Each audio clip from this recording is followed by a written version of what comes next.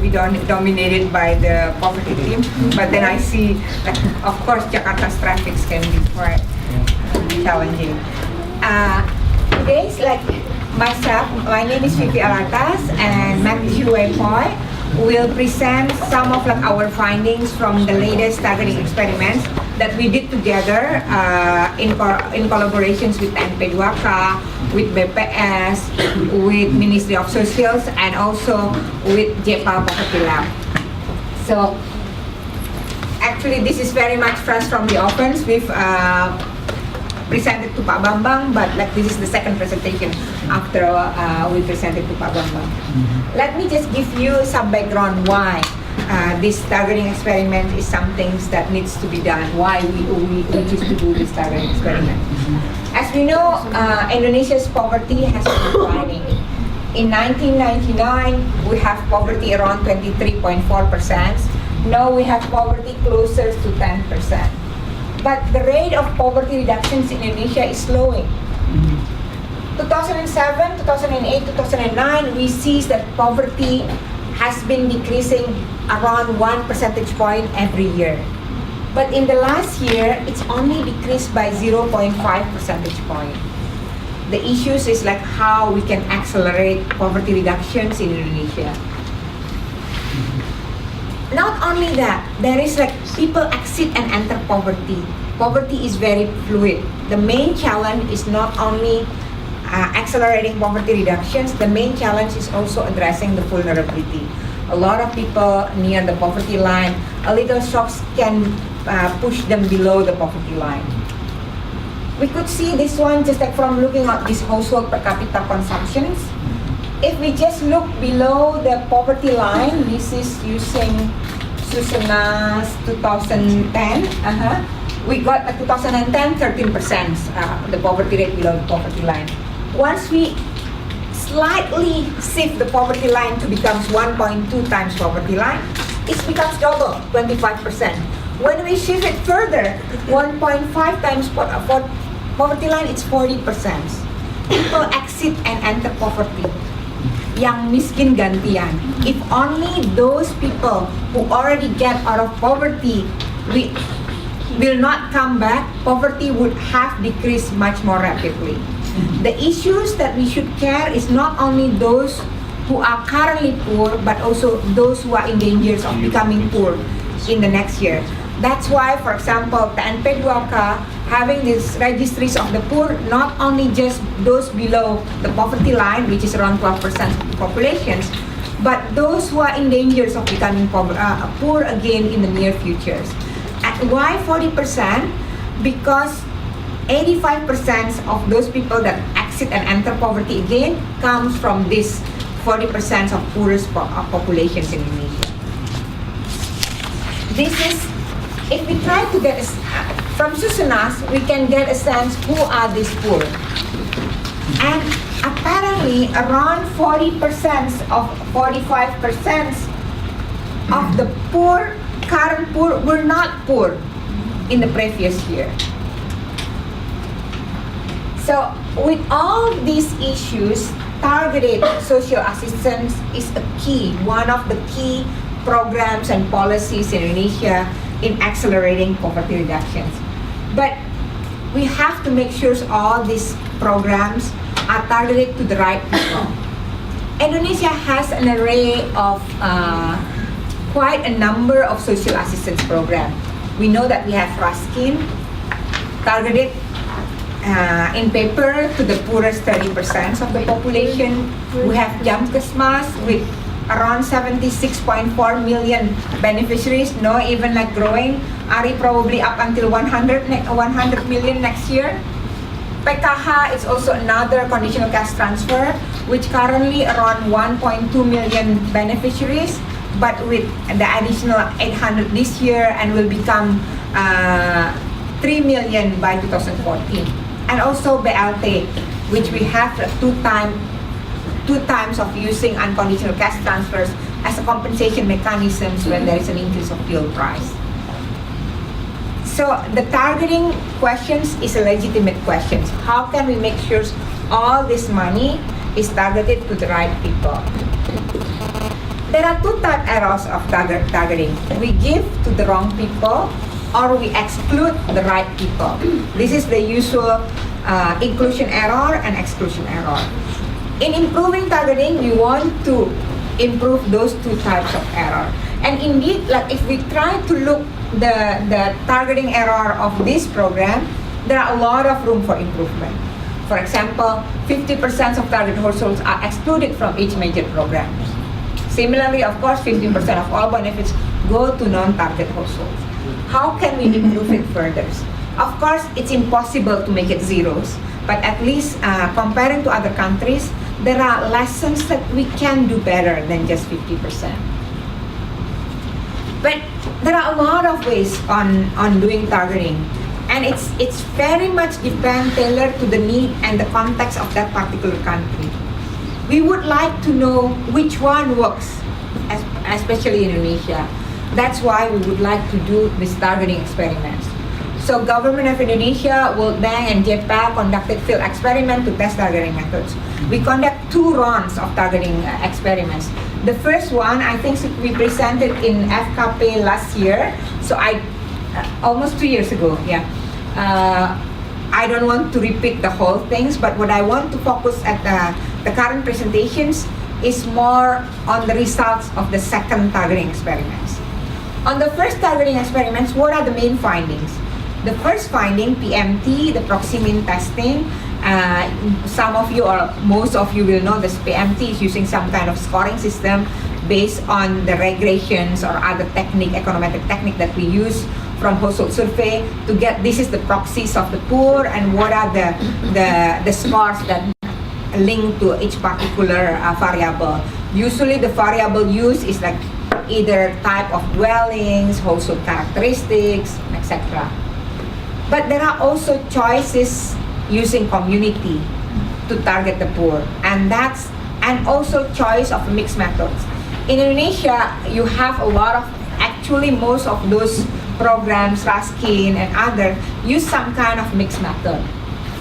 So in the last targeting experiments, our findings show PMT is more accurate than community methods over the entire distributions, but only like around 3% difference in terms of like the performance. The second one, community methods more accurate for the poorest households.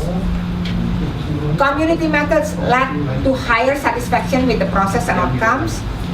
After conducting the targeting experiments, we had an online survey to really understand their satisfaction level. And what we got, significantly community felt much higher satisfactions when they were being involved. And surprisingly, no evidence of elite capture. We will thought that, putting the community, the leader in hands, possibly they will choose their own kids, themselves, etc. But we don't have any elite captures. But then there are some questions. People questioning because for those targeting experiments, once they were selected, what we gave to them is just 30,000 rupiah. 30,000 rupiah, people said that the behavior of 30,000 rupiah and 1.2 million rupiah for PKH should be different. Of course, there is no elite captures because it's too little to be captured. But we would like to check more on that. But also the other things, Indonesia has done an improvement of the targeting registry with this PPLS 11. There is a need of understanding better in the coming future, how should we do improving it further? Should we start from scratch? Are there any way to use the current data but updating it so that it's not only using the best of the previous one, just only addressing some of the areas that really need to be addressed, to be improved further, or even ways that actually more cost effective? If communities can target the poorest better, would allowing households to self-select for assessment be effective? In a lot of countries, you allow people to apply on-demand applications. What will happen if we do it here? But the main policy questions is what kind of updating strategies that Indonesia should take in 2014, for example. In Indonesia, targeting registry usually updated every 3 years. Should we start from scratch again like the previous attempts, when we know we've already have a lot of things improvement in this 2011 data? So that's why we need to have a follow-up experiments. This time, this follow-up experiment, instead of like only 30,000 at the end, we want to make sure we got the right, like we can understand the behavior that we can expect in a real programs. That's why together with the NP2K, we work this with line ministries, which is the implementer of the CCT program Keluarga Harapan, Ministry of Social. So this is like at the end of the experiments, those who are selected got a program, and it's quite substantial. Like CCT provide around 600,000 up until 2.2 million per household. In average, around 1.3 million per household. It's quite a significant amount of money. And as you know, CCT is not only just providing cash, but also there is some strings attached in terms of like the behavior that needs to be induced. For example, pregnant women, children 0.5 years have to do certain nutrition and health coming to the puskesmas and posyandu, and also like the absenteeisms and enrollment of the students from the family. And this is aimed at the very poor, roughly the poorest 8% of households. And as I mentioned earlier, this is the amount of money, 0.6 to 2 million rupiah per family per year. There are 3 types of experiments that we did. The first one is the status quo, which in this sense act as the control treatment. What we meant by status quo here is just using, hello pa, it's doing the usual way BPS did PMT in other areas. Previously when they used the BPS 08 when they conducted several, so or even the PSA 05. So revisit previous list and re-interview to update the PMT characteristics, and doing some kind of surveying based on new names from village official and BPS sweeping. But the second method is actually have a socializations in the hamlet leader, in the neighborhood. Any household that wishes to apply can apply, but they will be interviewed with PMT survey, the same PMT survey. And household passings are very, if not on the PPS 08 very poor list. If it is on the PPS 08 very poor list, they will get it. And then there is a community and PMT hybrid. What happened, we have like this initial list of PPS 08. Some households are selected from this PPS 08, but community can add fixed number of new households. And in half of the villages, they can swap up. If they want to get rid of one, they can add one if they want to get rid of one. So one in, one out. So 2 types. The first one is just like they can add up until certain fixed number. The other ones they can swap out. Where are the locations? It's in 600 villages in 3 provinces: Lampung, South Sumatra, Central Java. Roughly all around is around 6,000 households. 200 villages per treatment, 10 households per village. The way that we differentiate is like around 30% urban and 70% rural. And the household data that we collected is the usual household per capita consumption, social network data, including the formal and informal leaders, relatives, whether they have any link relationship with the formal and informal leaders, and etc.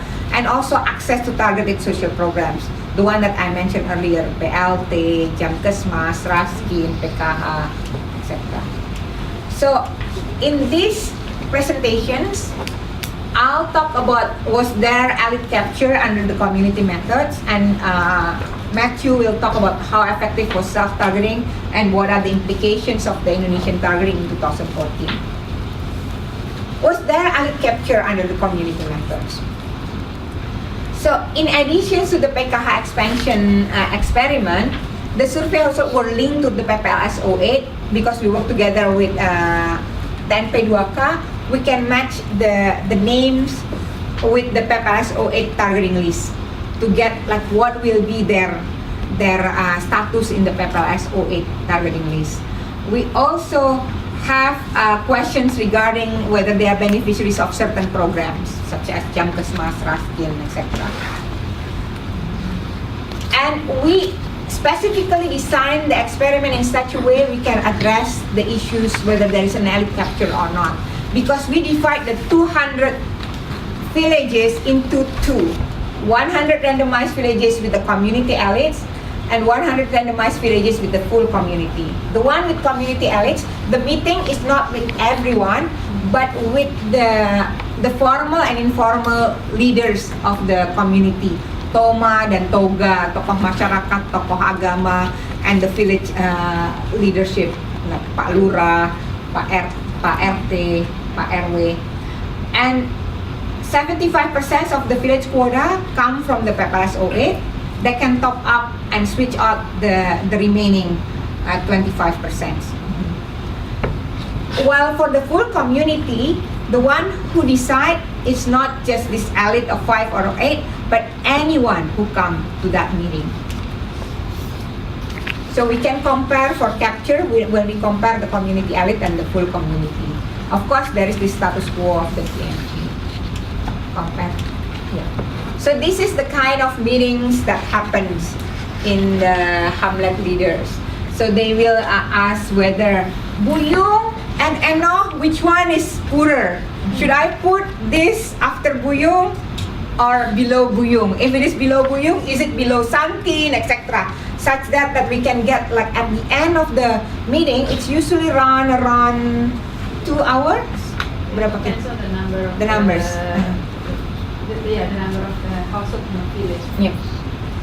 And at the end, we will have the list for that community, for that hamlet, who are the poorest up until the richest of the household, and we can cut based on those. So one at a time. So the main specification we estimate is to what extent the probability of receiving depends on the connections or their being in the elite leaders and their relatives. And we try to different definitions of relatives and also separate by type of elite. We also do some fixed effect, cluster at village level, compare also across and under over quota villages. I'll talk about it in the next slides. There is some evidence of capture under Jamkesmas. So if we just put like this elite like receiving benefits for BLT, Jamkesmas, and Raskin, we only have significant for Jamkesmas beneficiaries. Those who are an elite or being relatives of elite more likely to receive Jamkesmas compared to the non-elite. But we want to dig further. So no evidence of capture in BLT or Raskin. Elites at 2.6 or 2.9 or percentage point or 6.8% more likely to receive Jamkesmas. Could also be influenced by Jamkesda here. And this is robust to definition of elites, robust to only leaders, not relatives, robust to control whether one belongs to similar social groups as elite, etc. But this is, we could also try to look in terms of the target, the PEPALS 08 as the list itself. Because as we know, even though Jamkesmas and Raskin supposed to use PEPALS 08 as their basis, in the implementation, de facto, there is a lot of deviance from the list.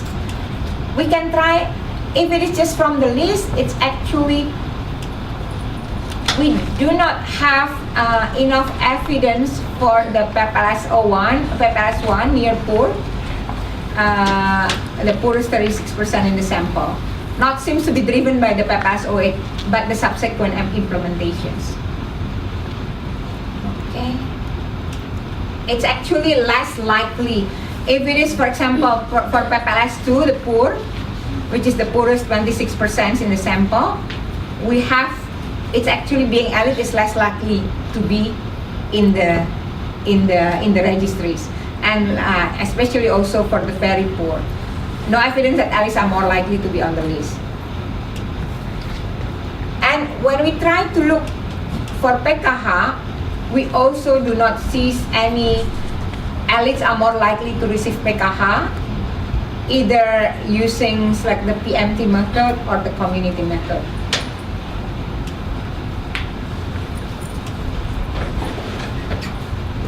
Okay. Yep.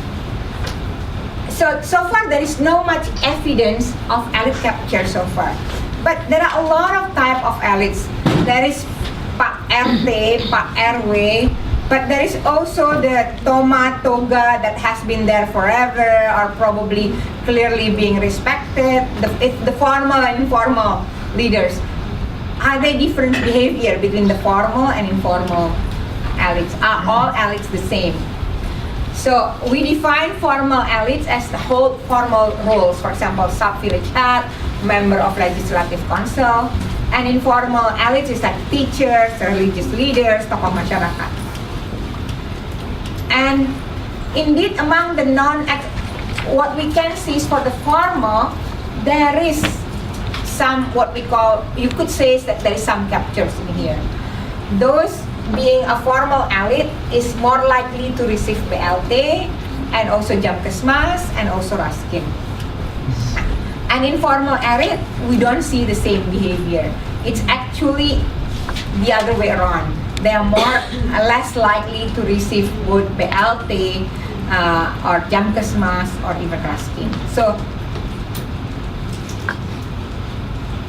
this is no difference whether it is like using just only looking at the PPLS or the actual happen. Suggesting that what happened is like suggesting that adjustment happened when programs actually implemented, not during the targeting stage. So what about the PKH experiments? In the PKH experiments, neither formal nor informal elites are more likely to receive the program. For both, for the PKH, which is only for the extreme poor, you don't see elite captures both when we use PMT or the community, the two types of the community. And it's the same things for the informal. So the four main programs have different coverage levels. For PKH, it's 10% of sample. For BLT, it's 36% of sample. For Jamkesmas, it's 42% of sample. For Raskin, it's 75% of sample.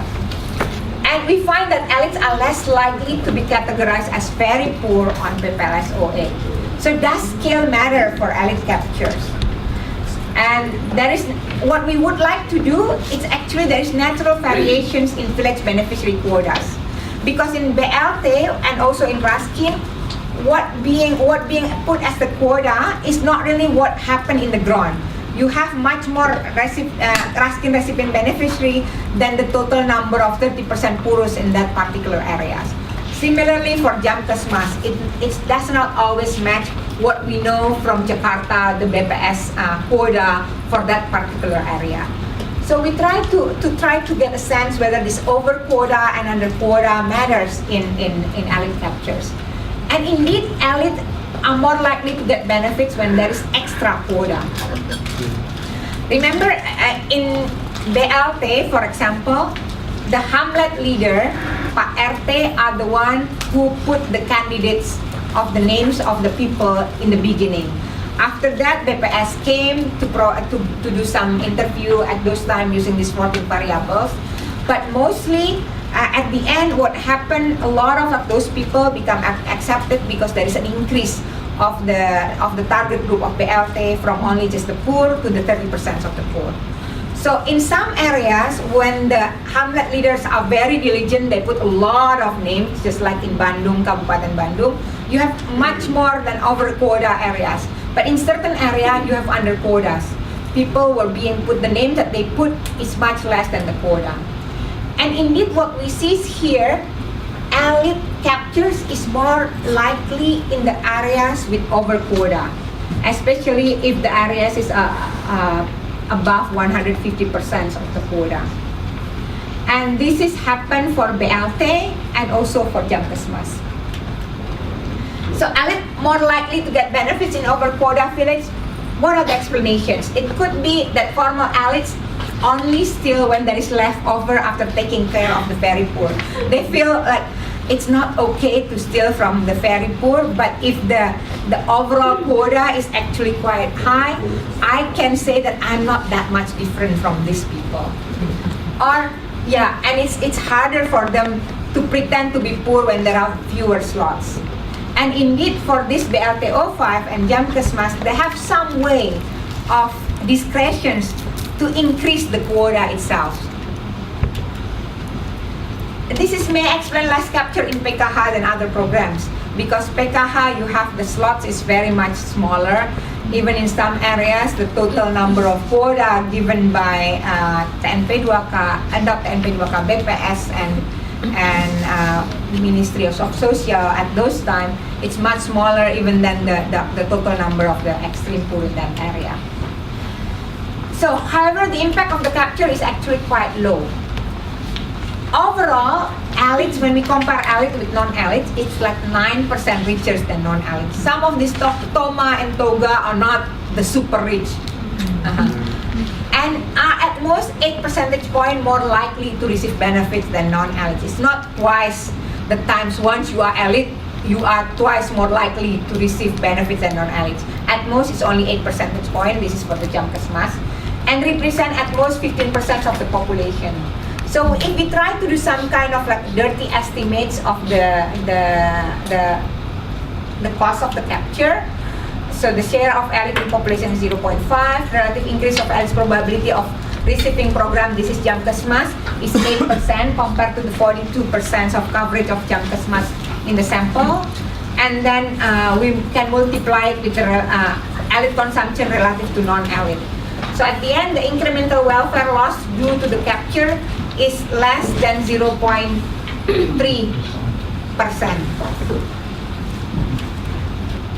So the elite capture summary, little evidence of elite capture in major programs or experiments. Formal elites are more likely to capture programs than informal elites. You shouldn't treat all elites equal. There are some different type of elites. And capture occurs during program implementation, not during the survey of the poor. And capture is more likely in larger programs or where there is extra benefits.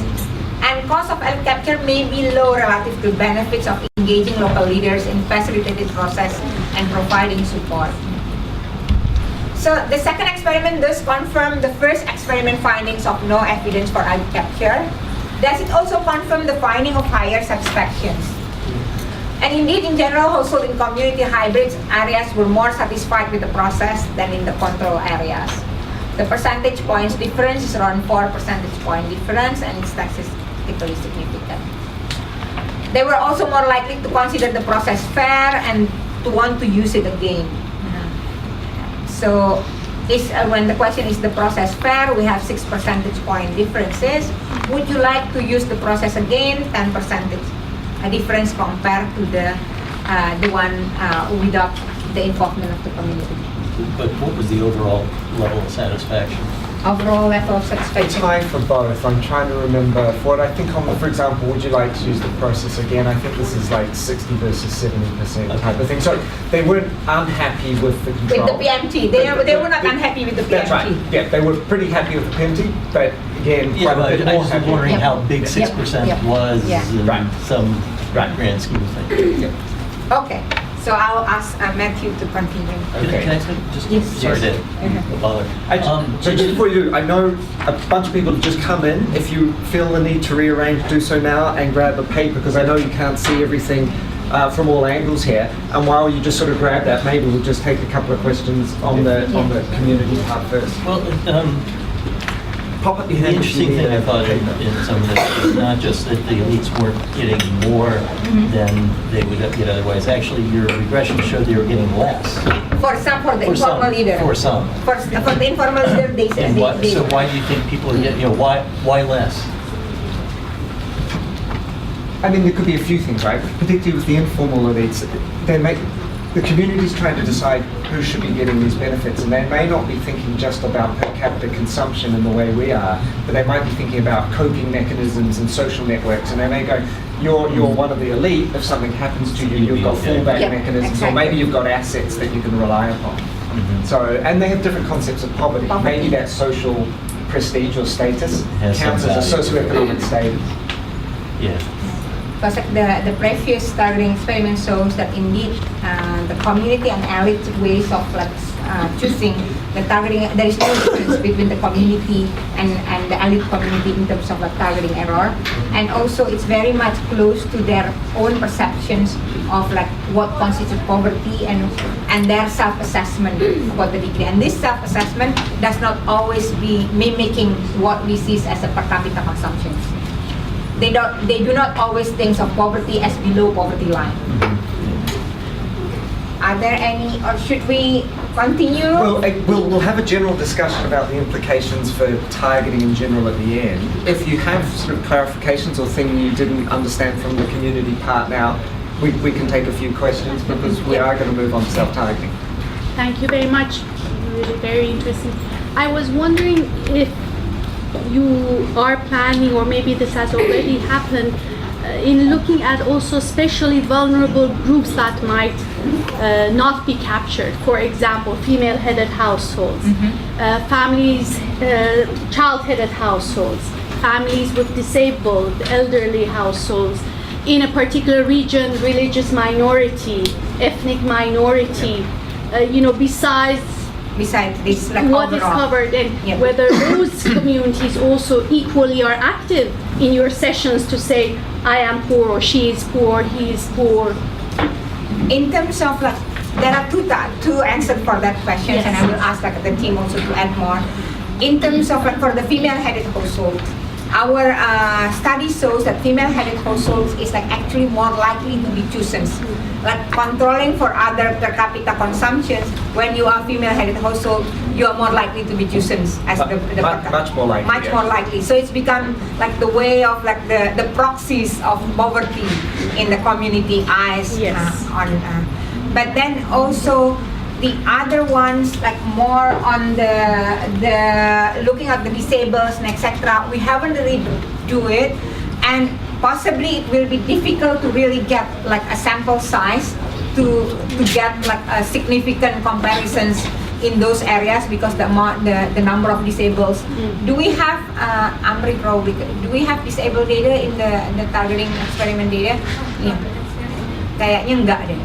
No, I doubt that we have a disabled data on that. But I mean, so the gender side we've studied quite a lot. Female head of households much more likely at any Yes. consumption level to receive a program.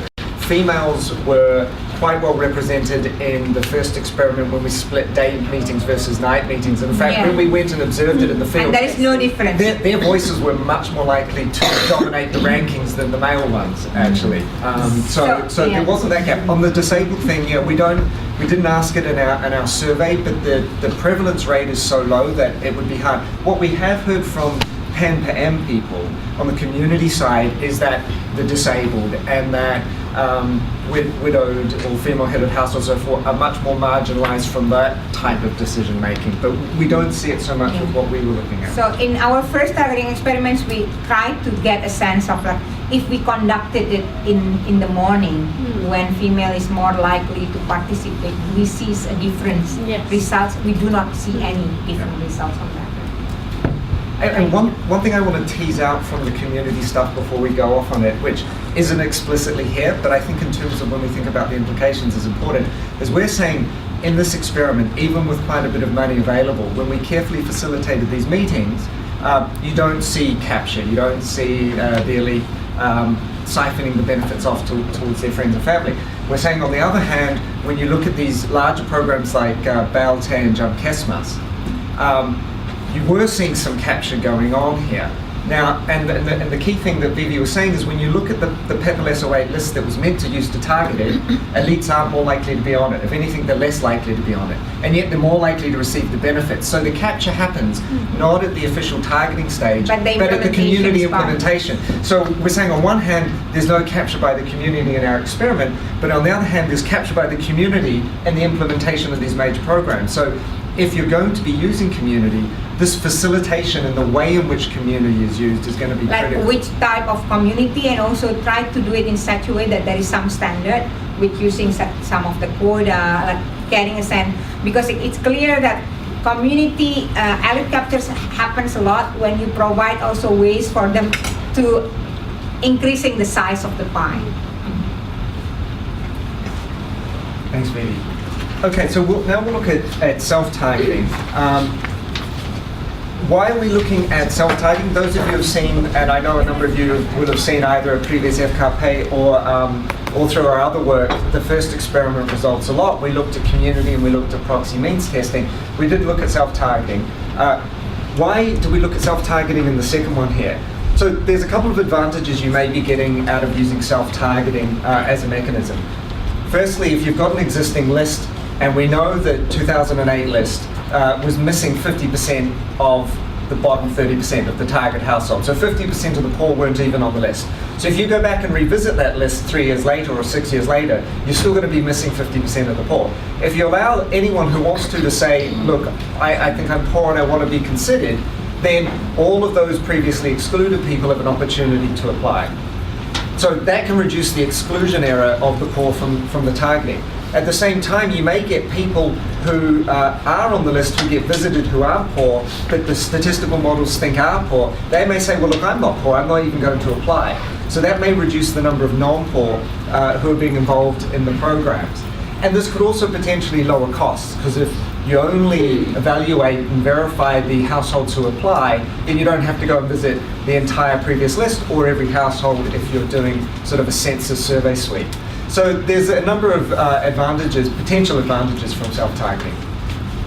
On the other hand, the whole idea about self-targeting is some people choose to come and some people choose not to come. The danger is it's the poor who choose not to come, right? They've got to take time off work, they've got to take the time to travel, there's the money costs in terms of lost income, and also maybe in terms of transportation. And while the opportunity cost, the wage cost to the non-poor is higher than to the poor, the marginal utility of that money lost might in fact be higher for the poor. It's unclear which way that goes in theory. Then the other thing is you may get no differential selection at all. It may be that the benefits of pay half, for example, way outweigh a day waiting in line to go through this process, whether you're poor or not poor, so everyone comes. Or you may get that the time costs involved in taking time off work are very, very high for everyone, so no one comes. So there may not be a differential selection mechanism either. The other thing about self-targeting is, unlike the community where everyone goes, okay, I get to have my voice heard, I get involved in the process, now you might actually get dissatisfaction or disruption. You've got to wait in line, you've got to spend quite a bit of time doing it, and what might be the social cohesion costs of that. So it's unclear, and that's why we included it as a potential mechanism in the second experiment. So we're interested in how many people will apply. Like, is the whole village going to turn out, or are you only going to get 10 people turning out? Is the application process going to screen out the poor, the exact people it's designed to bring in? Or is it going to screen out the non-poor, the people that it is designed to exclude as a process? So, as an experimental design, we took 200 of our 600 villages and randomly assigned them to be self-targeting. So now any household can register for an interview. Those that register then get an interview where they answer the proxy means test questions. So the PMT is the same score for the self-targeting people as it is in the normal version where BPS comes and visits you and asks the same question. Here you just come and apply and get the interview in the centre. If your score's low enough, then they say, let me check that you answered all these questions correctly, and they'll come and do a home visit. And if you pass that, then you become a PKH beneficiary. The status quo, which is what we tested as a control, was what BPS normally does. Goes back to the old list and conducts an updated proxy means test interview. And again, if your score's low enough, you become eligible. We also simulated, well, BPS doesn't go to everyone. They just used to go back to their old list. From our baseline data, we have all the PMT data when we visit each of the households. So we can say, what if you went and surveyed everyone? how would self-targeting compare not just to what the status quo is, but this gold standard where everybody gets assessed. Okay, so how did it happen?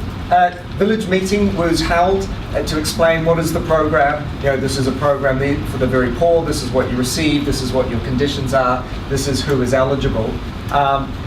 To apply, you had to make a reasonably significant amount of effort. So firstly, it was widely socialized who it was for, the poor and the demographic eligibility. The emphasis was placed during the socialization on this is for the very poor. And then the application process was explained in detail. And this is the key part about self-targeting, is to say to everyone, you know, you'll have to go through a process. And here's what the process is. You come in and you get an interview time. Then you return for your interview time and wait for your interview. In some locations we said either the husband or wife could come. In other locations we said both people have to come to see if that double requirement created an extra screening process. In some locations the interview site was relatively close. In others it was a bit further away to see whether or not this distance would create an extra screening device as well. Then at the interview you get a PMT score. If your PMT score was low enough, there'd be a home verification. And so you were told that we'll come and check that you answered correctly. And then if you pass that, you become a beneficiary. So they know before they start the process what the steps are, and that this isn't just a simple process. And so the idea here is, look, there are multiple stages in time and effort. These opportunity costs for the non-poor, knowing these in advance might be enough that they choose not to come along. And this is just, as I said, the process is you get your day and your time, you come back, you get your interview, and people ask you the PMT questionnaire.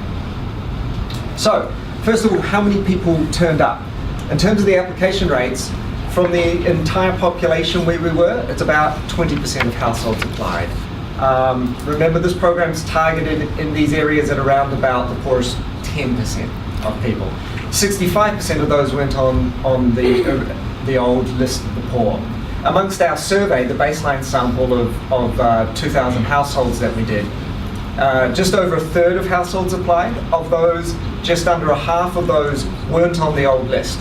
So we don't know yet whether or not those people are poor or not poor, but that offers you some hope that that all of the people who are missing from the old list, some of these people who are coming in that weren't on the old list are actually very poor, and this could be reducing exclusion error. Also, 1/3 of the people who were on the old list didn't show up. And so this could be the non-poor who are on the old list. If we're lucky, if this is working, it's the non-poor on the old list who are choosing not to come up. So automatically you can see there's the potential here, just from the numbers, for self-targeting to be beating going back to the old list. It all depends on who's showing up and not showing up. So who is coming along to the program? Who is applying? So there are two dimensions in which self-targeting can lead to different households coming compared to if we visit the 2008 list or if we go to visit every household. Firstly, on observable characteristics. So the observable characteristics are the proxy means test characteristics. You know, what's your floor made out of? What's your wall made out of? You know, what's the head of household's education? You know, do you own a motorbike? Things like that. So that's what's used to score you on a PMT test. If self-targeting is working well, one of the advantages could be people who would fail this PMT tests, i.e. people who on observable characteristics look richer, they may be the ones choosing not to come. So this is going to save you costs from a government point of view, because you're no longer interviewing people who would have failed the test. On the other hand, the PMT test is not perfect. It's quite far from perfect.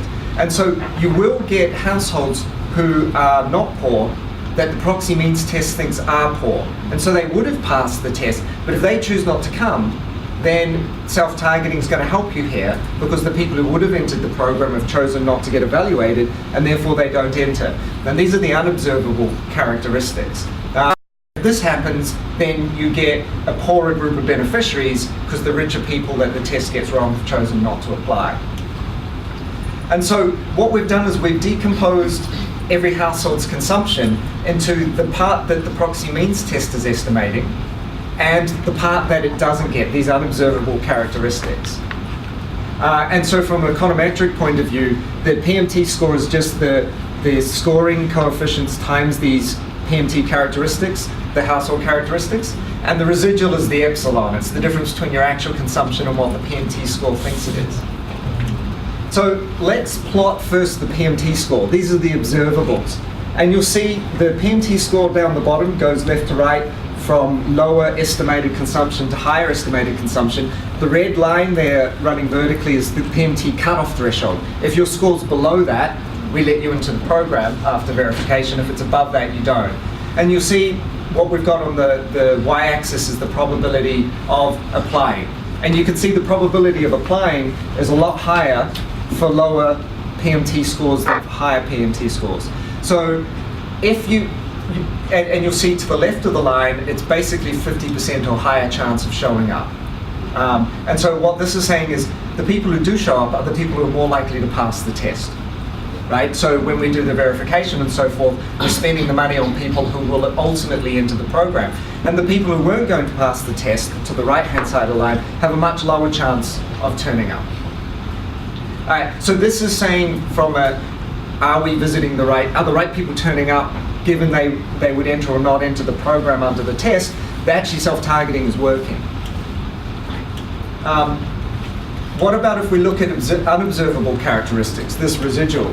If we look at this, and this is the epsilon as the residual down the bottom, a positive one, i.e. off to the right-hand side, anything above 0 means your estimated consumption, your proxy means test score, is lower than your actual consumption. So to the people with a positive residual, to the right-hand side of this chart, they're the ones that aren't so poor, but the test thinks are poor. So people that the test would have let into the program who perhaps it shouldn't. And people with the lower epsilon, it's the reverse. And you'll see again, you've got this downward slope on the residual. So this is actually working well as for self-targeting as well on the unobservable. So now the non-poor, who the proxy means test would have let into the program, are choosing not to turn up. There's a much lower chance of those people turning up, the ones the test is going to make a mistake. So actually on both of these dimensions, self-targeting seems to be working pretty well. On the other hand, we know it's working to select out non-poor households, but not all poor households are applying. So, you know, it does occur on both observable and unobservable, but of the eligible households, of the people whose actual consumption is below, is in the Pekahar target population, only 60% of those households are applying. So yes, self-targeting works to screen out the people who wouldn't pass the test anyway, or the non-poor the test will get wrong, but there are people that we want in the program who are choosing not to come, 40% of them. So given that, yes, it seems the poor are more likely to apply, but not all of the poor are applying. How then is the overall targeting accuracy if we compare it to where BPS goes and visits the old list? So if we look at the distribution of households, this is the cumulative distribution function of those people selected under self-targeting, that's those who apply and those who pass the proxy means test, compared to the status quo, BPS visits the old list and conducts a proxy means test. You'll see the black line to the left is the self-targeting, and the orange line to the right is the status quo. That is, BPS automatically visits and conducts a test of everyone who's on the old list.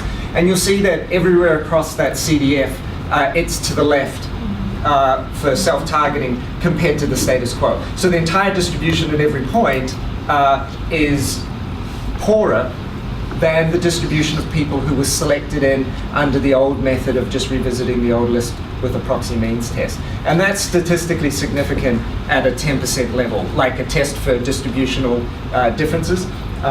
It's visibly different and actually statistically different as well. So you're getting a poorer distribution under self-targeting. Can I ask you a question? Yeah, sorry, I should say, stop me at any stage for questions. The discussion doesn't need to wait to the end.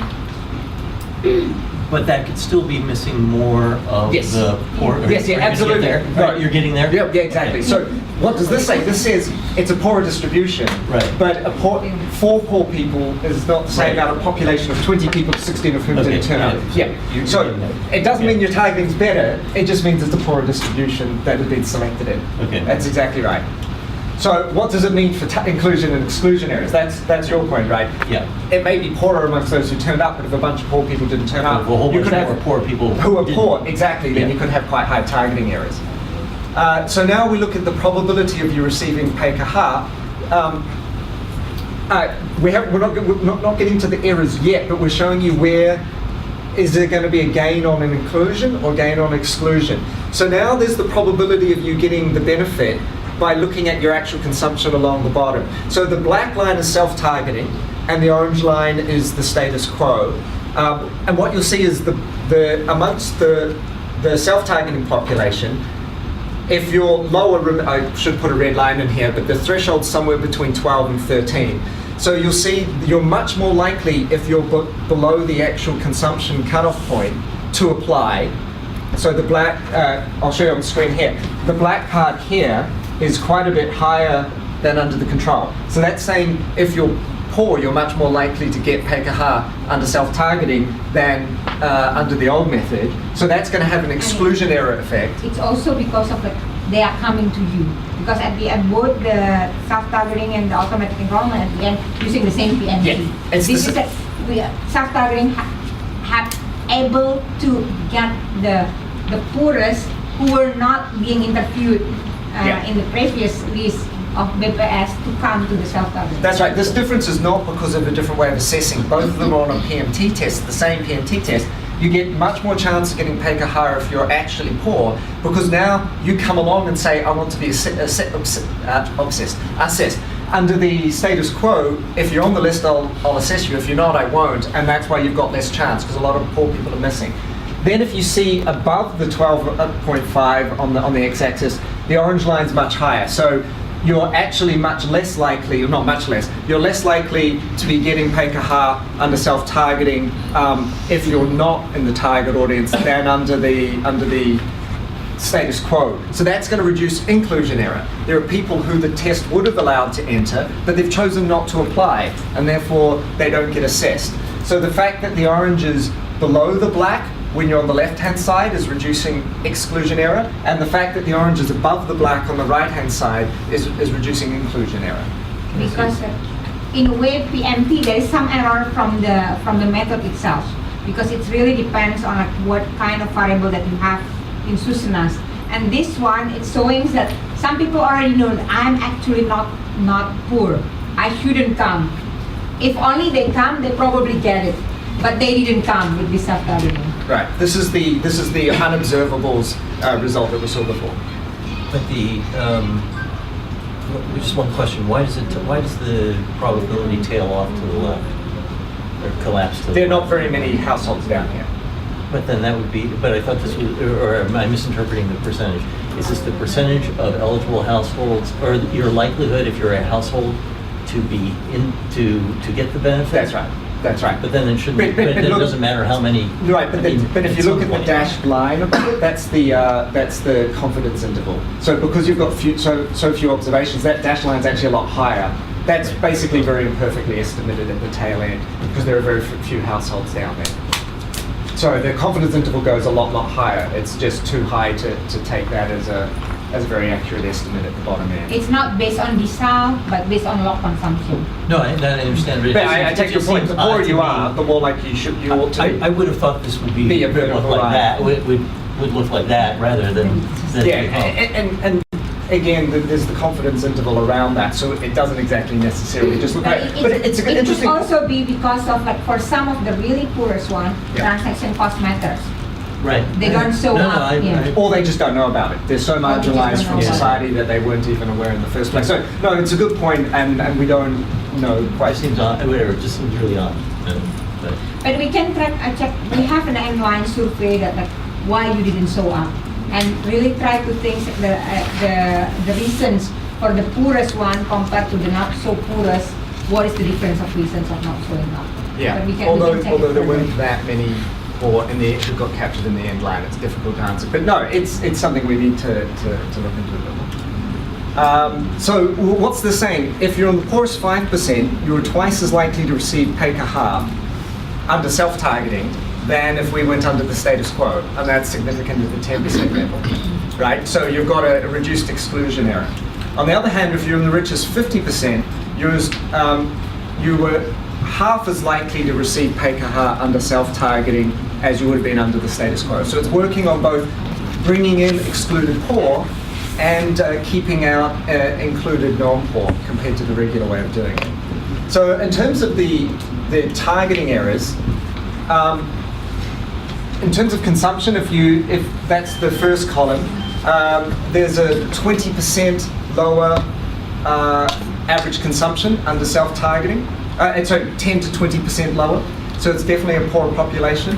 And then if we look at the exclusion and inclusion errors in column 4 and column 5, when we include the fixed effects, so that's down here, you'll see there's both lower inclusion and lower exclusion errors, statistically significant at 10% level. So not all poor people turn up, but enough. But remember, not all poor people are on the PayPal SO8 list either. We know that's missing half the poor. So now we're getting 60% of the people who are eligible turning up. We are still losing that 40%. They're not turning up, and you would need, ultimately greater outreach might make this more effective. But the loss of those people not turning up is not as bad as the people who weren't on the 08 list at all. And because of that, there's actually reduced exclusion error through allowing people to apply. And at the same time, there's lots of non-poor people on the list that the test gets wrong, and they're choosing not to come under self-targeting, and that's why we get the reduced inclusion error. All right, what are the other alternatives? So in this, we've compared it to the status quo, which is to say, what if you just revisit this old PayPal SO8 list? So if we're thinking about PayPal S11 updating, and we want to update this in 2014, well, what if we just went back to the 2011 list? That's one option. Another option, costly, but another option which will guarantee that all poor at least get visited, is to go to everyone and conduct a home visit. So we simulated that in the baseline data by pretending we visited everyone, because we did, but pretending that it was a house visit to everyone by BPS. And what we see here is it's not as much of an improvement over the status quo. On the exclusion error, there's no significant difference. So now what's happening is, because you're visiting everyone, then everyone gets assessed basically under the survey suite, but the PMT is still getting people wrong. On the other hand, the inclusion error, the PMT is getting it wrong on non-poor, and you go to everyone, whereas under self-targeting, a lot of them are choosing not to get assessed, and so you do get a significantly lower inclusion error under self-targeting compared to going and visiting everyone. And you still get a poorer distribution of beneficiaries. So now, exclusion error is no different as opposed to before, because you've gone to everyone, but the inclusion errors are still significantly lower. So it's looking like self-targeting is looking actually like a pretty reasonable targeting updating mechanism. We looked at a couple of different variations to see if you could optimize self-targeting, or if there are different ways of doing it that might be better than others. We also wanted to know how much do people like self-targeting. Unlike community, where you might expect them to like it quite a lot, you might expect them to actually not be so happy about the self-targeting. Well, they can apply, anyone can apply, that's a good thing, but you have to go and sit in a long line to do so. So in terms of optimizing it, we allocated people into two different sub-treatments. Firstly, near or far. And the near sites were an average of 300 meters away. The far sites were an average of 2 kilometers away. So it's not 10-kilometer walk that you have to go to the far site, it's just a 2-kilometer walk. And we want to see if there would be a difference based on near and far. We also, as I said either husband and wife can turn up, or both have to turn up. And we want to know, does that extra distance or the extra spouse requirement have an effect on the number of people turning up and who turns up? At the same time, we had a look at the satisfaction of people with respect to self-targeting. So on the the variations within self-targeting, we don't actually get any significant differences. So close versus far, which are those first two columns, you'll see the close interacted with your consumption is not significant. So close mean you're more likely to turn up, that's that 0.275, not statistically significant. But you are marginally probably more likely to turn up for the close, but it's not significantly different. And maybe that's because the distance isn't very much. 300 meters versus 2 kilometers is not a big deal. Now, in our paper, which we have there, which I'm not presenting here, there was a big theoretical model that sort of spelt out what are the conditions under which people may or may not turn up. And we put these empirical parameters into the model and said, how far would you have to make it away before people actually started selecting? And you'd have to make it very far away. So what the paper's saying is you can vary the distance, but all you're going to get is less people turning up, and it's not a difference of being poor or not being poor. You'll just stop everyone turning up. And the distance you need to make that to get that effect so you'll is... gain from the inclusion error, but you will lose on from the exclusion error. And the distance you'd need to make it to actually get this effect to kick in is so far that it wouldn't be very reasonable It's not to ask people to do it. Asking for the 2 people to turn up, you'll actually see in that third column, it's a positive and significant estimate, which is to say, when we said you need 2 spouses, people were more likely to turn up, which is a slightly odd result. And if you look at the fourth column, where we interact 2 people with your log consumption, that's not significant. So it didn't have an effect of poor versus non-poor on the 2 spouses, but in general, you're more likely to turn up. Now, the reason for that is in a number of villages, particularly rural, maybe your husband's a fisherman, he's out at sea for days on end, and we wanted there to be a way in which you weren't penalising poor households who had a legitimate reason why 2 spouses couldn't turn up. So we allowed you to just come with 1 spouse if you got a letter from the Kepala Desa saying, my husband's genuinely out of town type of thing. And in fact, 28% of households ended up coming with that letter, and there's no real verification at that stage. So that may well be why we're getting that unusual result there. But anyway, the headline there is, yes, self-targeting works in general. You can play around with making it harder for people to apply, but it wasn't having more effect of screening more non-poor out or bringing more non-poor in. What about satisfaction? So here, what we're comparing again is to the control, the status quo, which is BPS comes and visits the old list at your house. How satisfied are you with the process in general?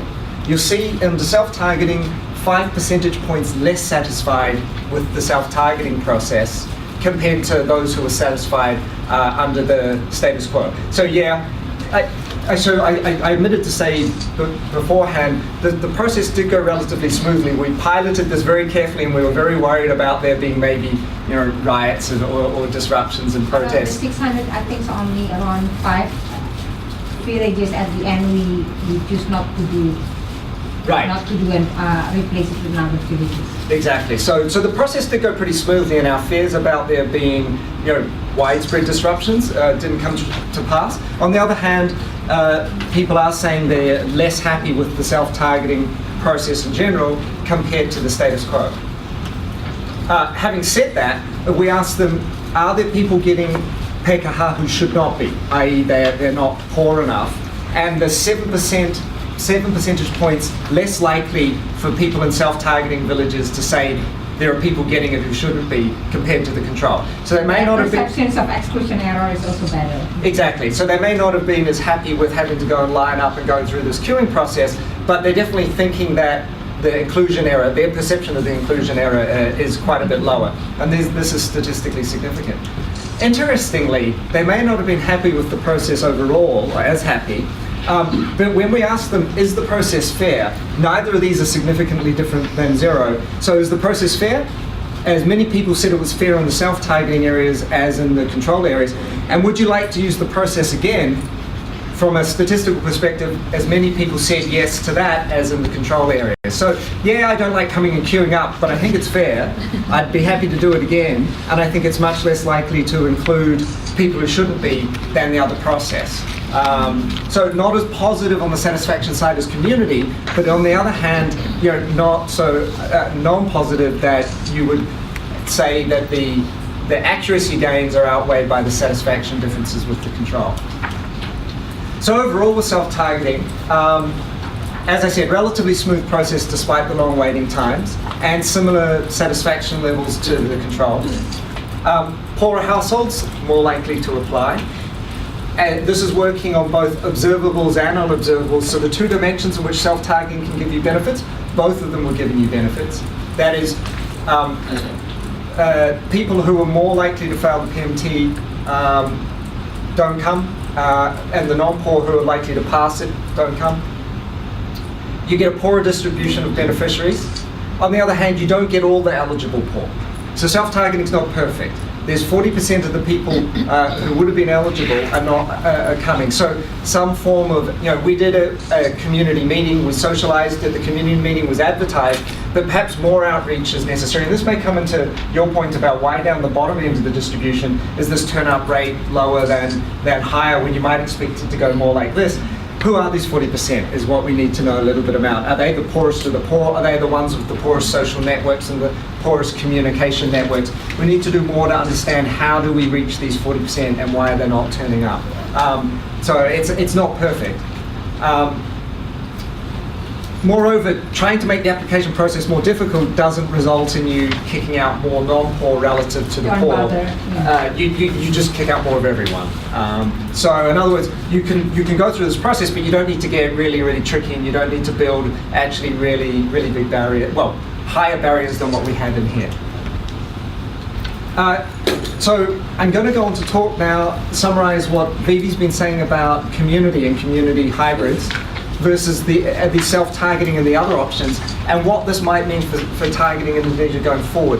Before I do so, do people have clarification questions on the self-targeting before we basically get into a discussion of what does this mean for policy? Yeah.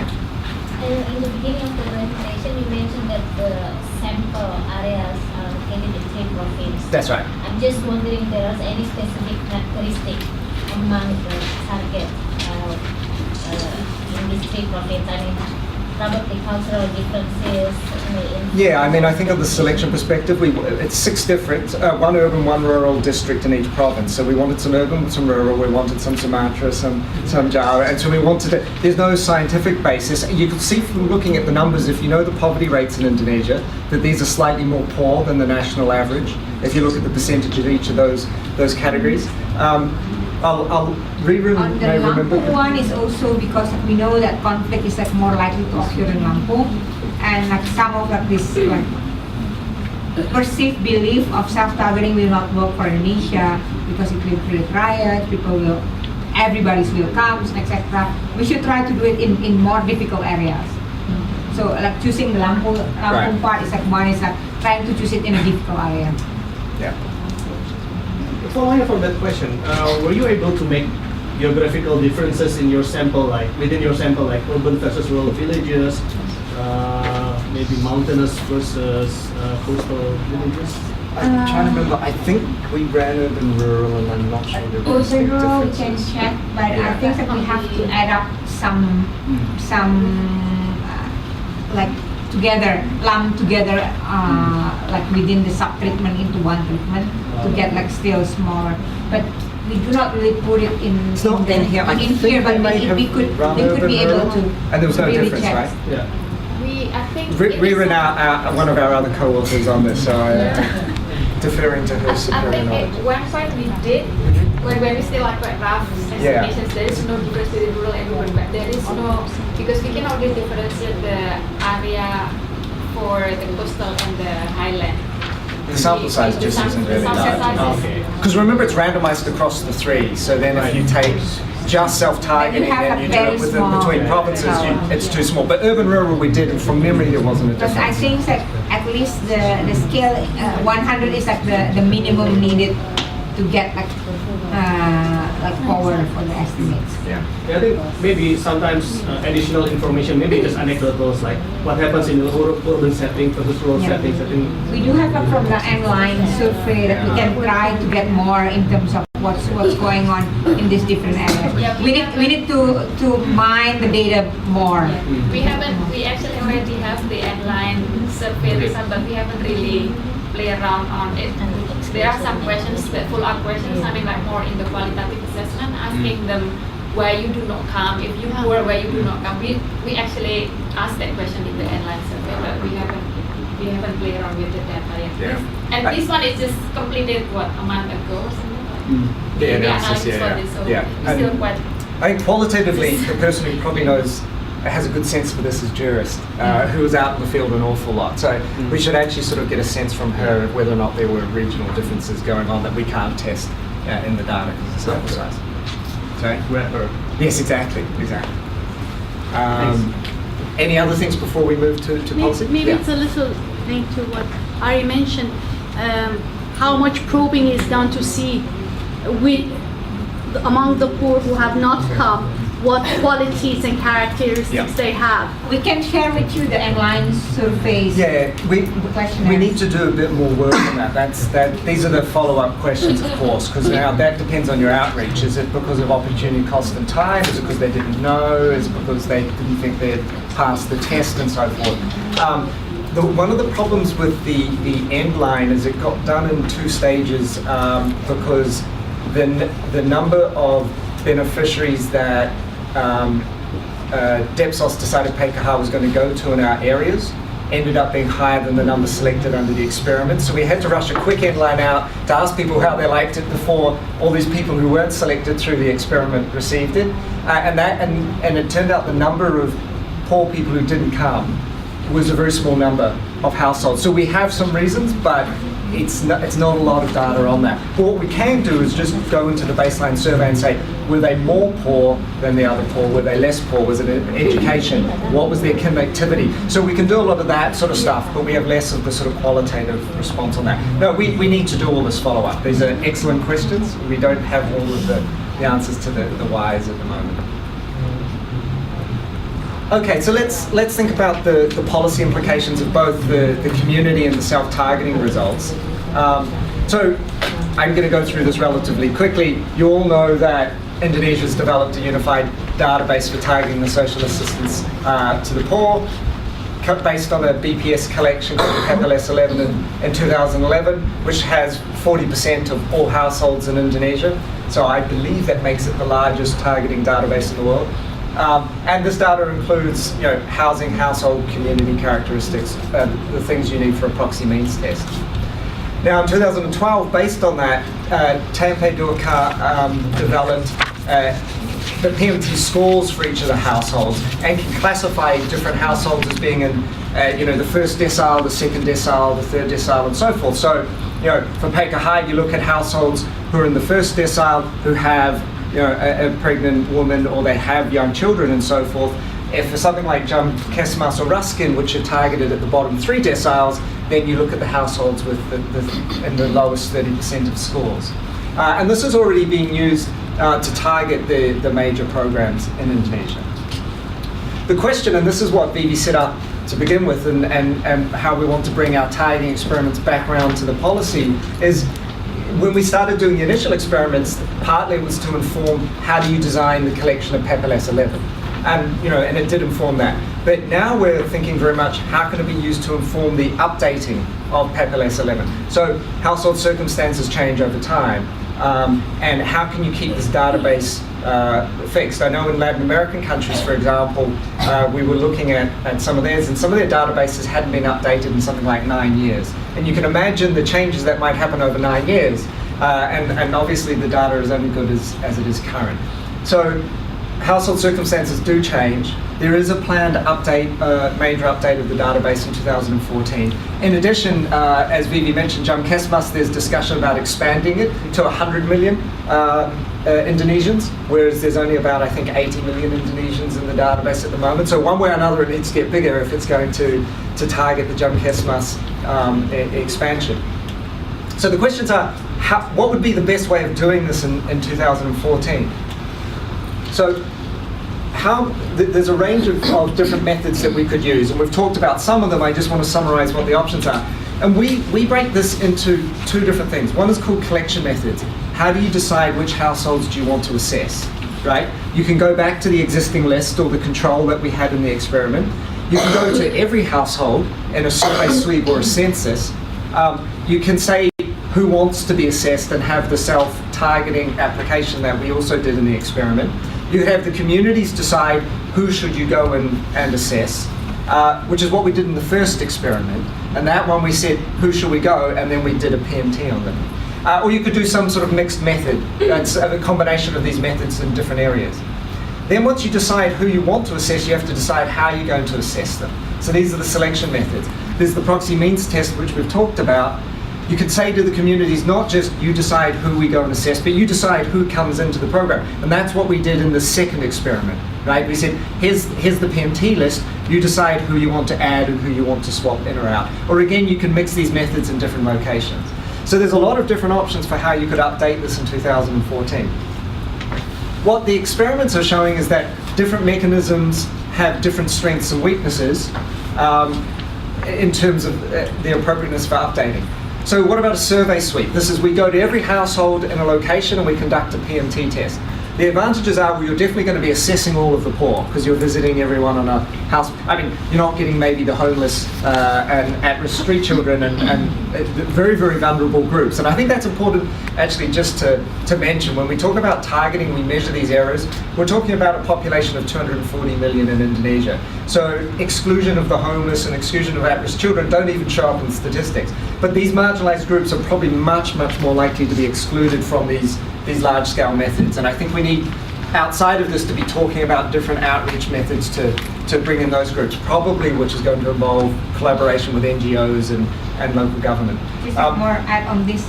This is like usually in other countries, it's very much used in the high poverty areas. In Latin America, it's usually in areas with more than 70% of poverty. Why? As we mentioned earlier, when we compare it with the self-targeting, you still have this one survey sweep is still subject to PMT error. When self-targeting, if I know that I'm poor, and those, if I'm not poor, I might not come, and I probably will be falsely put as poor if I come. So this is like with survey sweep, you got like the PMT error is still embedded in there. Right. And only if you have like a really high poverty areas, that is a better way to do it. Right, so that's what Vivi's saying here about the disadvantages. You're still subject to the PMT error if you do a survey sweep.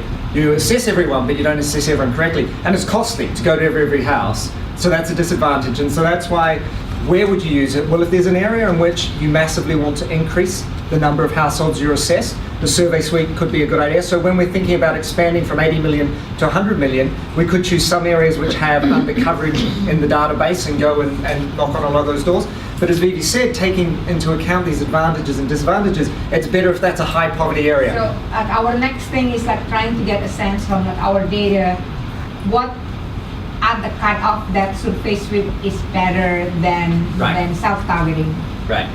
So why in high poverty areas? Well, here 60% of our eligible people were turning up, which means 40% aren't. If it's a high poverty area, let's just go visit everyone, right? Mm-hmm. So we skip that step of those people not turning up.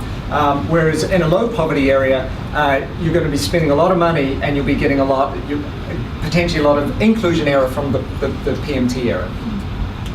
What about self-targeting? Anyone who wants can apply. You conduct a PMT interview and assess them like that. Advantages, and this is what we've discussed throughout the presentation, the poor are more likely to turn up under self-targeting, and the poor who are not on the existing list, the poor who aren't in the database at the moment, are also going to come along. The disadvantages is not all of the poor are going to apply. I'm sorry, that less costly should really be an advantage, not a disadvantage. Obviously, compared to survey sweep, it's not as expensive. That's another advantage. So, what would be a good use for self-targeting? Well, to reduce exclusion error from the existing 2011 list, right? So areas in which you think you have high exclusion area, or areas in which you've perhaps got enough coverage already, but you want to allow the people that you missed the first time to come in, self-targeting. Or even for like areas that you have low poverty rates. For Yeah. example, in Jakarta, but you know that there are still some poor. Right. You ask them to come to you instead of you come to everyone, knocking in everyone's door. Yeah, exactly. So the low poverty area means if the non-poor, which is most of them, are less likely to turn up, so we won't get the inclusion area, but there's still a way for the poor to turn up. What about community verification of existing lists, which was the community we did in the second experiment? So you give them the poor off the database and you say who's not in there or who might you want to swap out. The advantages is when we think about the poorest people, not just the poor, but the very poor, the community has been shown both in the first and second experiment at being better at identifying these people. There's higher satisfaction. The community are more happy when they get to be involved in the process and they have some control over the outcome. We've got no evidence over 2 experiments, if it's facilitated well, of elite capture. And the community selections are closer to their self-assessments of who they think both themselves and the rest of the community are poor. Not necessarily closer to per capita consumption, but closer to their concept of poverty, which is a broader concept than just consumption. The disadvantage, well, less costly again is an advantage here. Community is less costly than visiting everyone. The disadvantages is it may be less accurate once we get away from the very poorest. The community, and this is from the first experiment, they have more trouble telling the difference between someone in decile 3 and someone in decile 4. Because these guys look pretty similar. And in fact, decile 4, decile 6, decile 7, these all look pretty similar. So distinctions the proxy means test makes relatively well, the community doesn't make so well through the middle of the distribution. So where might you be looking to use this? Well, again, to reduce exclusion error from the existing lists, because the community could say you've missed this person and bring them in. The other thing is where there are a lot of people clustered near to the threshold, for a program benefit, say something like PKH, if there's a lot of people just below and a lot of people just after, and an individual PMT can't place an individual very well. It does well in the aggregate, but it doesn't do well in the individuals, and the community may be better at doing that. It also captures transient shocks. Proxy means test is do you have a dirt floor? Well, it's likely to stay dirt or not dirt over time, 3 or 4 or 5 years, you've probably got the same thing. But if you lose a job or your husband dies, your floor's not going to change, so your PMT score's not going to change, but the community knows this, and they can bring you into the list and capture this transient poverty, which the proxy means test isn't very good at. If indeed you don't really have much time to do the overhaul of the whole Indonesia, and you don't have the money to visit all the existing one, you just want to make sure those outside are not there, then you would like to get the collections comes from the community, and then you just visit this additional one instead of visiting the whole things from the beginning. Can I ask a question? Just a question of the community.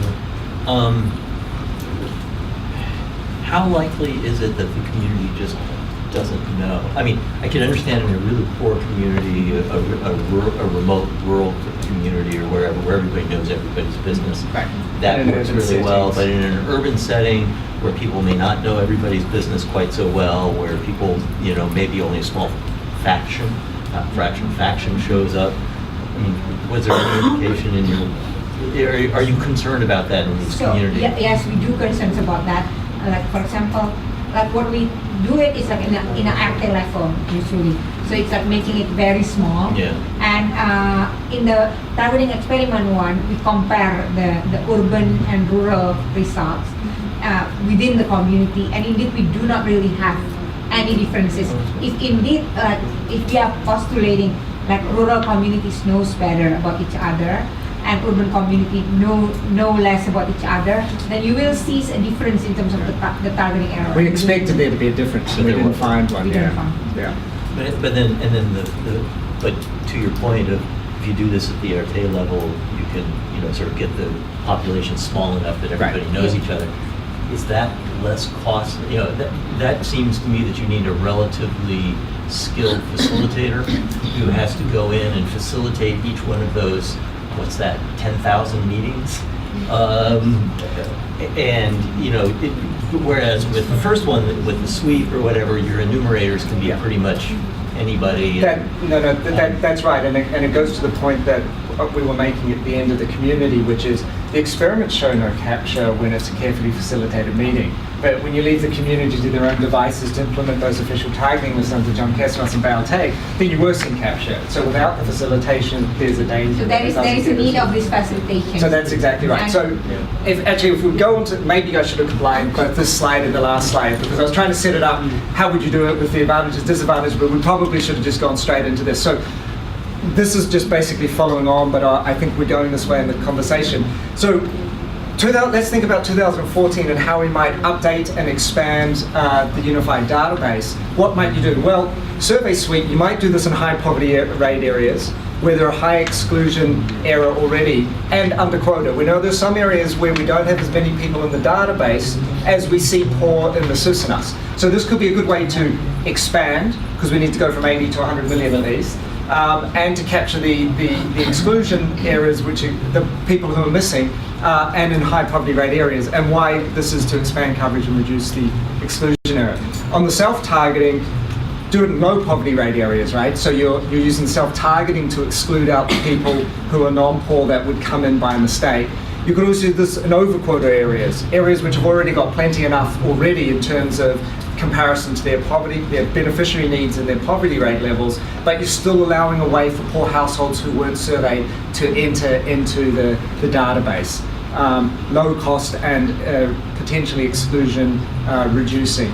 However, this is going to require potentially strong outreach, because we've seen that 40% of the eligible weren't turning up, and we need to understand why that is. It may not be outreach, it may be assistance in coming to the registration site or something like that. But that's something we have to think about. And so this is on the community side. This could be in under or at quota areas. Obviously, there's the highest satisfaction, potentially lower cost, and a way to bring in the exclusion areas. But the key question here is how? Who will facilitate this? And when we did the experiment, we were using skilled community facilitators to do this. If you think at a national level, or even in selected areas, who of government agencies has the capacity to conduct this sort of community facilitation? Well, it's not BPS, who are enumerators and statistical experts. You could consider the PKH facilitators, but the danger with that is, one, they don't have national coverage because the program hasn't fully expanded. But two, it could conflict with their primary role as a facilitator. Their role is in the community is to build trust with the poor and to help them out with the conditionality and to assist them in the program. If the community think they're the same people who are choosing who comes in or not, it erodes that trust. So the PKH facilitator is not obviously the right people. The only people you can sort of really think might be the PAM facilitators in terms of having a national coverage, but they have a lot on their plate. There's a lot of talk about what can we do with PAM next. Is this what it would be, or is it a bunch of other things? The lead time to be part of the training and the rollout of PAM is quite significant. So there are some, while community is quite appealing in terms of the highest satisfaction, bringing in the very poor and having the community voice, how you would facilitate it, which we've identified as key, is a very big practical barrier, I think, to using community on a widespread basis. So finally, what would be the next steps from here? And there's a lot of next steps. Some of them which I didn't put up here is understanding why some 40% didn't turn up and what were their characteristics and what would you need to do to improve I think, from self-targeting point of view, it's pretty clear that it would work well in a low poverty area and there aren't too many barriers, but how could you make it better? And that would be understanding why people aren't turning up. One of the things is to do what Vivi has been saying, which is, well, when is self-targeting better than simply revisiting the lists? When is Survey Suite better than existing lists? And we've made some sort of hand-waving arguments about high poverty rates and low poverty rates, but we could actually go into the Susanas and do sort of district-level analyses to try and find tipping points or try and find categorizations of districts that would be better under one or better under the other. So that's a bit more work that needs to be done to understand this sort of mixed method approach. Benefit, so we've done so in the paper. There's some cost-benefit analysis on this, but experiment costs are very different than large national at-scale costs. So we'd need to be thinking who would be doing what and what would be the relative costs of the different. And also feasibility studies of doing. Do we have the facilitators? Right. Yeah. What kind of socializations needed in such a way? So this what kind of complaint grievance needed if we put like these on-demand applications, etc. Yeah, exactly that. This is the institutional feasibility of both the methods. right? In particular, who's doing this in the field? You know, is it Pam? Is it not? If not, who is it? Type of thing. So that's all we have on the presentation. Let's questions, discussion. All right. Yeah. I have two questions basically. The first one, let me introduce myself. I'm Ridwan. I'm now helping the Ministry of Energy and Mineral Resources. So it might be out of the context, but out of my curiosity, because this analysis was in line with the Ministry of Social Welfare, right? So my question would be the first: is this analysis with the approach of what we've already done? We'll apply the same if we use another products that given to the society. For example, free electricity access for the poorest. I mean, because the analysis was before based on Raskin, just young Christmas bill and everything. Right? What if we change the product into a free electricity? Will it be the same? The result, most likely, if it's related with the, you know, if it's within the data. If it's not, then how much it could be comparable. And the second thing is, it's just a clarification about the data. Will it be applicable to all regions in Indonesia, for example? Because I don't really found in the previous explanations about the other data clarifications that there is lots of areas that is have a high diversity inside the society. For example, like Ambon, right? When you can found Christians and Muslims that they're still conflicting until now. Can we really apply that in that area or not? That's basically it.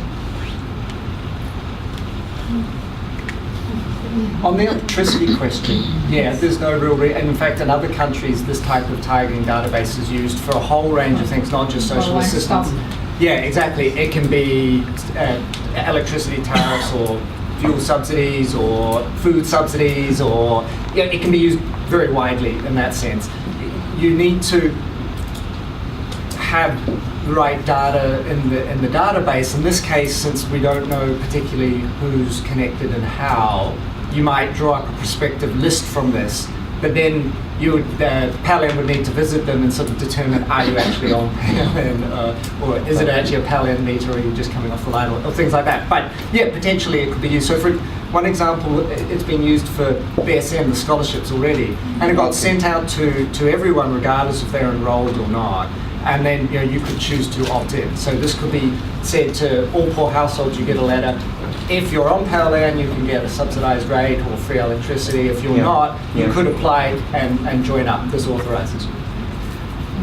On the Ambon and area, of course, like for certain areas that we are worried that it's not really, the contexts are quite different from compared to this ones. It's always worth to do some pre-checking, like another piloting, but most likely instead of like trying to get a sense of like the impact, but more try to get a sense of the feasibilities of doing that. And be more doing it more carefully with more additional complaint and grievance, additional more people, and etc. Better socializations. At this one, we don't really try to get a sense what's the impact, because even though we provide socializations with the same standards training to all the facilitators, but at the end it might be the degree of facilitation is different from one areas to another areas. So maybe in these areas of just making sure that indeed you have like more control regarding like how the facilitations is conducted. Or frankly, from a practical point of view, you may just choose not to do community in these areas. If even otherwise, it would make just, sense. For example, in some of this, like the Lampung, a couple of like 5 areas within Lampung, at the end, because of like the Pak Lurah said they don't want to do it, we don't do it. But any type of the targeting, they say no. Or any type of the target. And that happens not only in self-targeting on the community, but in some of the BMT itself. It's so difficult for BPS, enumerator to come and enumerate the people that actually in the list. So they said like, if you do not give PKH to everyone in this village, we will not participate. So I mean, we do not want to harm our our people in the field. So then we withdraw that. But when they have PKH itself, the Ministry of Social Affairs, also realize this, and BPS also realizes this. Yeah, I mean, I think again, when we're talking about a targeting system for 240 million people, what we're talking about is sort of the main big broad methodologies. Now, there are selective examples where communities don't want all of this conflict, or where they've got very highly marginalized groups and things like that. You need some very special strategies for. But this, type of thing might work for 90% or 95%.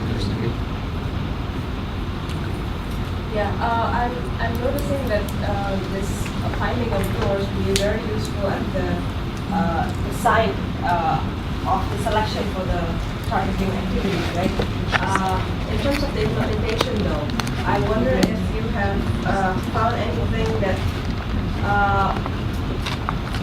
would make the cluster of poor people more when the government decide that we only give this amount of money, regardless of, there are more poor than the money, but we just have to provide this much.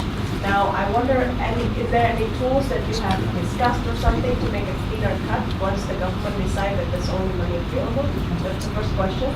Second one, did you assess the response from the elite bureaucrats when, for instance, the self-targeting method? I think it's a very interesting thing that different from what the local bureaucracy would imagine. So how did they respond to it? Did you ask them about it? Can you repeat again?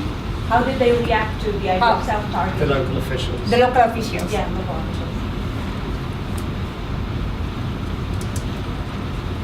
On this about the particular amount of money, because of both the using the community and also using PMT, you actually can adapt to the quota, whatever that you have. Because by in the community, you have this ranking by people within that. So then you could shift the quota for each of the areas in the kabupaten, but it's more by quota. While if it is PMT, because the PMT will give you a scoring, you could order everyone. Then you could come up with exactly the amount, the number of beneficiaries to match the number of beneficiaries allocations. By, if I understand correctly what you mean. Or so it's talking more about the amount of money. Yeah, because I would imagine that the people, even if you rank people, yeah, you cannot really say that this is much, this one is less decent to get benefit than somebody else if it's just, 50 rupiah difference or 100,000 rupiah difference, in their income.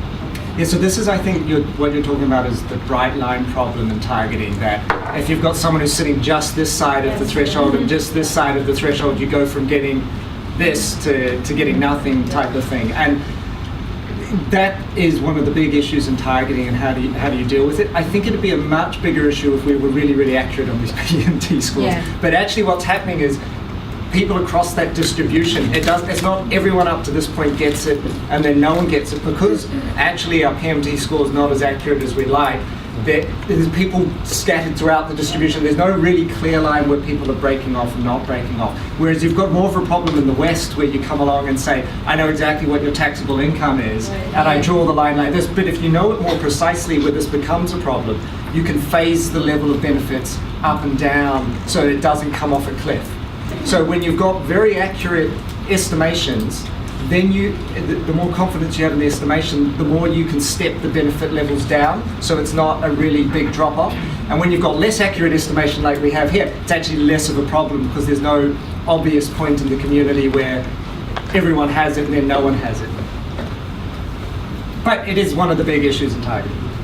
But that's why there is a need for certain. This all targeting program should match to the risk of risk felt experienced by Indonesians overall. If we try to look at what kind of risk that the important risk in Indonesia, health is one of the most important risks. That making sure that the allocations of the beneficiaries is much more than just the poor. Ala what happened for the Jamkesmas is the way to really make sure that we don't really distinguish the 50% above the poverty line with those 50,000 below poverty line. Right. By addressing that the target group is not just the poor, but the target group is also near poor. On the response of the local bureaucrats, Regan, I don't recall having... You could probably talk about like the response of the BPS people, because this self-targeting, the one that he did it, who did this self-targeting are also BPS people, and then you might want to... Yeah, I mean, initially when we try to sell this idea for self-targeting, the BPS say, "Woo, we will not do it because we expect so many people going to turn up and apply, and we will not be able to handle it anyhow." But apparently it's not always the case. I mean, we see in some area the long queue, a lot of people just standing there for whole day, basically. They don't want to go home even. These areas they want it. But in some areas reasonable. And then again, BPS kind of seeing it. The reasons why we also involve BPS for doing this targeting, because they're the one that up to now is the responsible institution to do the targeting. Like, so they should experience themselves what happened in the field rather than just already have a priori from the beginning. But then the Ministry of Social Affairs, who actually the one who implement this result of the targeting, they're happy about it. They know that they can, because based on the result, they know that the initial list from the PPLSO excludes so many households, include some of the households that actually not considered to be very poor and eligible for PKH. And actually the way the self-targeting community put in the field is somehow improve some of the, trying to tackle some of their concerns, because they only be able to say, "Oh, we're gonna put you in a waiting list," but they never come back and say, "Okay, this is the time for us to you now." They never be able to do it. And at that time, because it's only like BPS and Ministry of Social Affairs, only BPS who do the targeting, Ministry of Social Affairs, even the facilitators, knowing that there are households in the area that actually are very poor and supposed to be part of the program, they not even be able to say, "This is the household that's supposed to receive." Like the BPS is the one who just make a decision. You're not supposed to change the list at all. So this is kind of the way of the self-targeting and community. They like it better because it provides so ways of updating it. Yeah. But in other countries, usually these on-demand applications becomes like you could do it anytime. So there is a certain areas or certain office that if people feel that I should be eligible, they can come and put their name and being interviewed. But the verification doesn't happen right away. The verifications can be happening toward the end of the year or certain times. But the applications can be coming, for example, here maybe to the post office or the Pak Lurah. I would like to apply, and then they got like some interviewed, and then later on being verified. And this is something that Indonesia can also try to see, because at those times it's not making the kind of like this very the applications becomes like a big event that everyone can apply at the same day. Yeah. And with this EID, if indeed Indonesia have an EID by the end of June this year, you could also try to rematch this data with other data, so that like to getting off like the inclusion error. If this person actually happens to have a lot of like buying pulsa, or it's actually having like high consumptions of electricities, etc., you could try to use that data also to cut off, like to have like some screening. Or even like thinking ahead in the future, you could also link it to another type of program that more for the middle income, like the KUR and etc. If you want to be eligible in this one for Raskin, it means that you will not be eligible for getting KUR anymore, because I know you now. You cannot really apply to both. Yeah. One thing I'd just add on in terms of the response of the local bureaucrats, I don't recall there being any sort of like Kepala Desa or something like that who were particularly worried about it. But one thing we discovered when we piloted it was you can't make the queuing time too long, or the local community themselves informally start resorting it in a way that they go like, no, just come back tomorrow, you don't have to wait in the line. So if the waiting line gets too long, the community itself actually adapts in a way to reduce the whole ordeal of the process. So there's a balance to how you And apply. socialization do matters in terms of like really discouraging the non-poor from applying.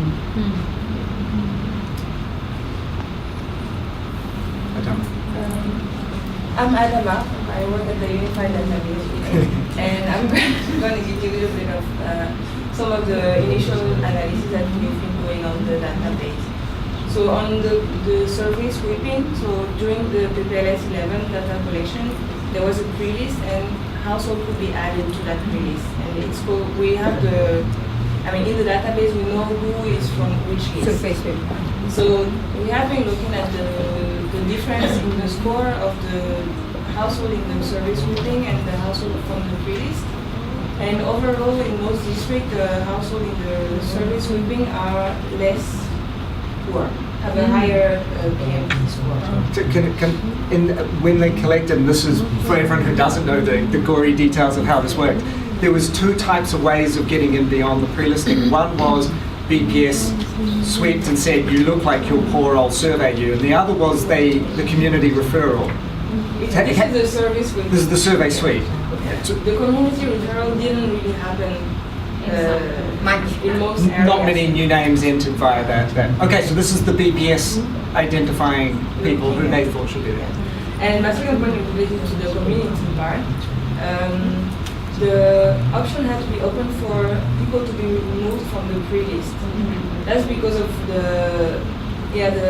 what happened before with PPLS 08 and PPLS 05. What people have in mind, if you are surveyed, you will get something in the end, at that time. So it's really difficult at that time it was difficult to change people's mind about you get surveyed, but you might not get the program. You will be assessed after the survey. So most of the under coverage that we have in many districts is due to too many people, too many households have been crossed out of the initial list. So in terms of socialization, maybe some of the activities that have been done during this experiment can be maybe scaled up on the whole to change that perception that if you get surveyed, you will get the program automatically, and to encourage people to add instead of removing. I don't know if you have some ideas of the types of activities. First, like on this, like eliminating before interviewed.